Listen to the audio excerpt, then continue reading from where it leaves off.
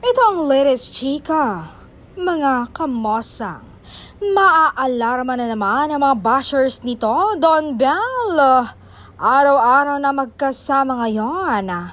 Yan ang chika ng isang marites. Ito talaga ang magkukumbinsido sa iyo na may something na talaga ang dalawa. Si Donnie na hindi takot ipaglaban at piliin si Belle. Ito nga ang chika, bumisita na naman ang aktor sa bahay ni aktres. Tila araw-araw na ang Valentine's Day ng dalawa.